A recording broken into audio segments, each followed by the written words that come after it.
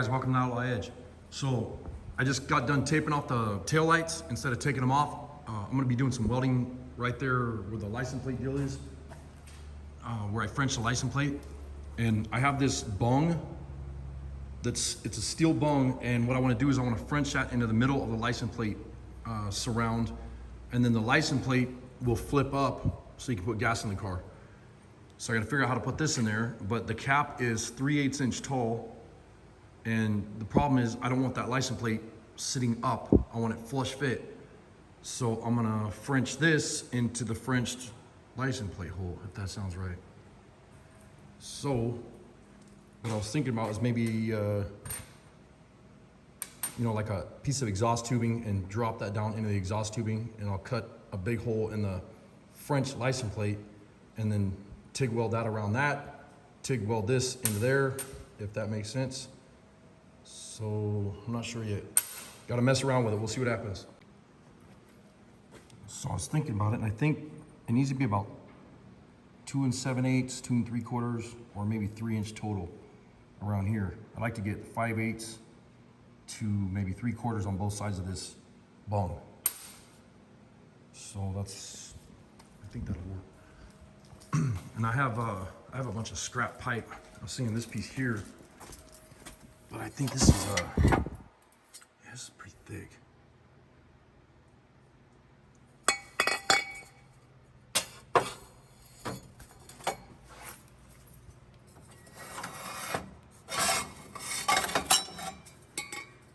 I'm not sure if those are the same, but oh yeah, I got the smaller side here. So this is, you can see this has got a little bit of a kick up. It's all dented up anyway, so probably use this guy.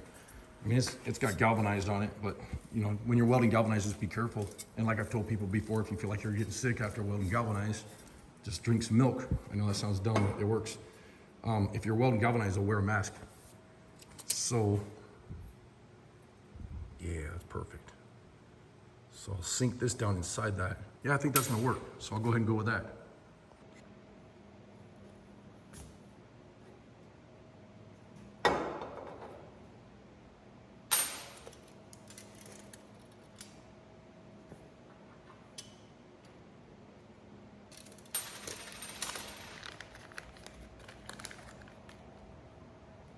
So this is the aluminum cap, and it's got an O-ring right here, and they send you another O-ring. This company's pretty cool that did this, but it's nice, really nice work the way they did this. But so this is what we got here. I want to leave a little bit above it, so I'm going to go from the lip over, and then add about a 1/4 inch, so maybe 1 inch. I don't want to go too deep because then I won't be able to stick my hand down in there to unscrew it. I don't want to be messing around with that thing. So I think 1 inch would be good. And then I grabbed some blocks because I already knew how to do this. I got some 1, 2, 3 blocks, and then this is a bucking bar for rivets. And this is like an aircraft rivet tool. And then here's another, this is like a 1, 2, 3 style block, a machinist block that you would use, setting up, whatever. This is a true 1, 2, 3 block though, because it's, like I've said before, 1 inch, 2 inch, 3 inch is why they call them that. But, when you're trying to mark something all the way around, the best way to do this is just sit your pen like that. Can you guys even see that? Give me 1 second, I'll be right back. I gotta grab a clamp.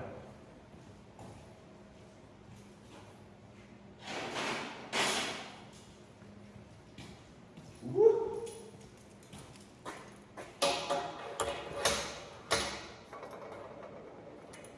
So what I'll do is I'll clamp this down so it doesn't take off on me.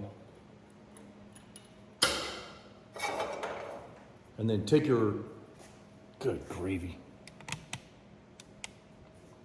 Trying to fumble around with this broken tripod, so it's being a pain in the ass. But anyways, take your Sharpie and just hang it right off the edge of this, and it makes it, off of a square table, it makes it really easy to mark this. That way you have your correct measurement all the way around.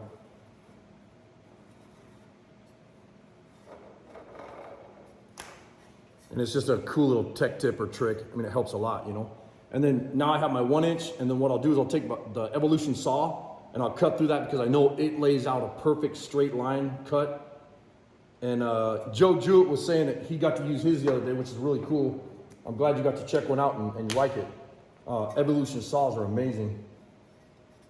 I mean, you could cut that with your grinder or whatever, but having a saw that cuts nice and straight, when you do a line like this off of something like this, it just makes your job easier because like right now I know this is 100% square or true or plumb, whatever you want to call it.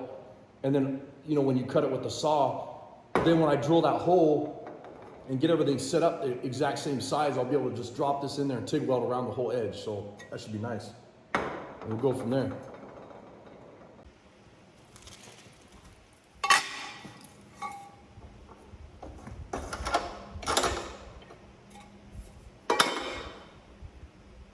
Wear safety glasses, don't be a dumbass. And I got earplugs in too because this thing is loud.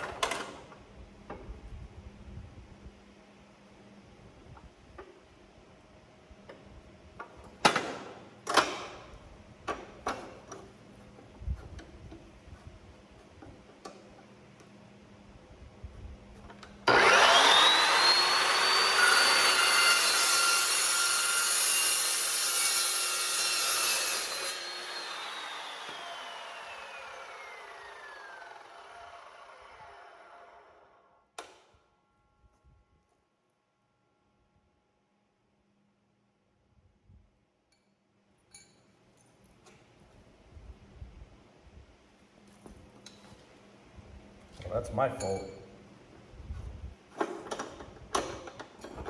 was wondering why it cut goofy. But I had this in there wrong, so try that again.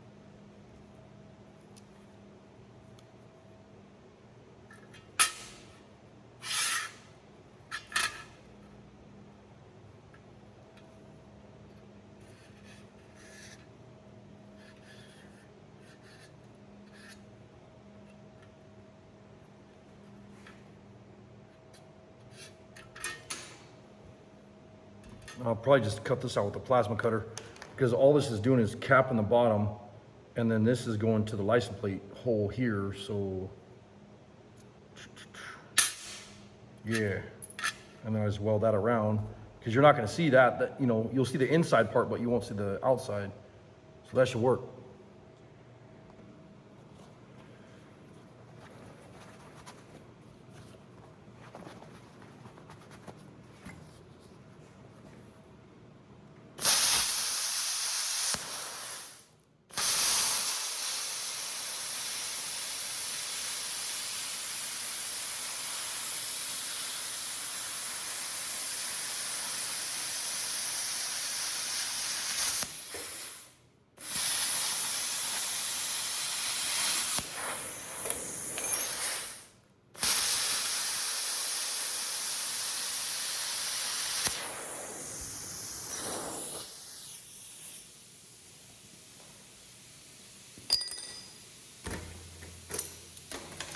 If you're wondering why I cut those edges off, it's just because it's sharp, and I know that like if I go to grab that piece of metal again, it's sharp.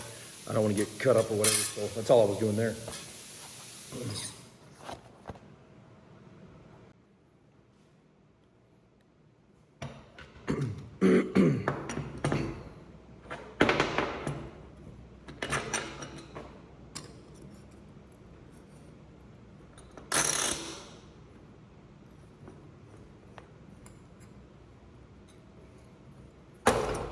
Whoa.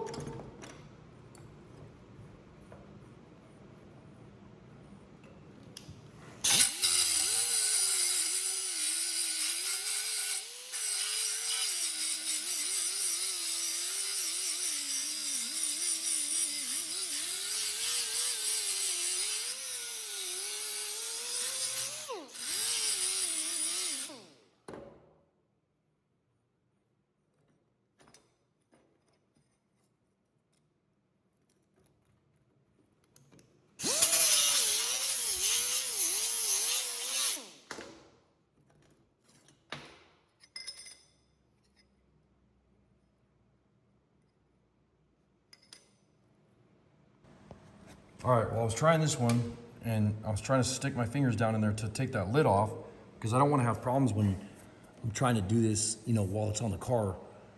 And I was looking at this, and, you know, even right here, I mean, you can see where your fingernails are.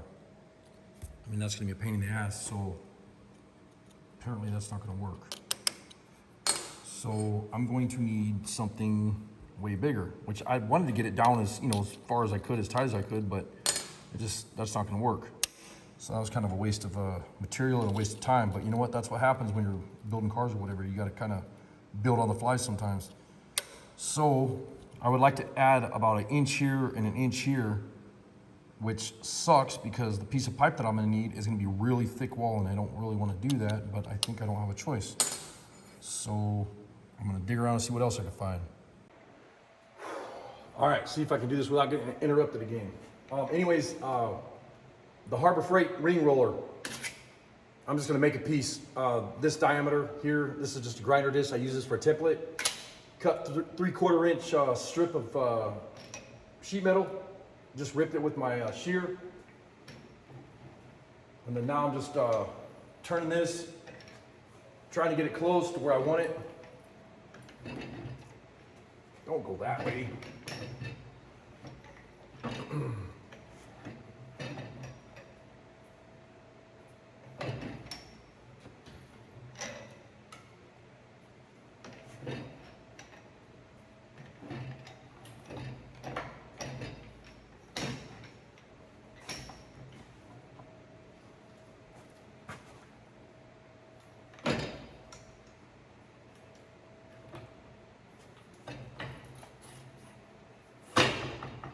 And then what I'll do is I'll just make a quick template out of that, get it where I want it. So it's like this, weld that up, top it around with a body hammer. I'll cut a piece of flat sheet metal and see if I can get that to work. All right, guys, so I might call this the end of the day here. Finish the rest of this tomorrow, but I found the center of the box, measured across and put a mark in the center. And I got this all welded together. Trimmed off the back side here because you're not going to see none of the back. This is going to get welded right here. And I got the bung cut out, or the hole for the bung cut out. And I'll probably TIG weld that in the morning and then TIG weld this edge around there after I cut it out. I got to cut that out in the morning with the plasma cutter. Right here, I'll just cut a big hole in it, stick that in from the back side, tack weld it, and then TIG weld it, you know. But I got family here and stuff. I got a lot going on. Still got to do a bunch of cleanup and stuff. It's 100 degrees out here and it's freaking roasting. And the shop is just smoldering. But I got to get some of this mess cleaned up. So that's what I'm going to do for the rest of the day. So I'll do like a part 2 tomorrow, I guess. Anyways, thanks for watching.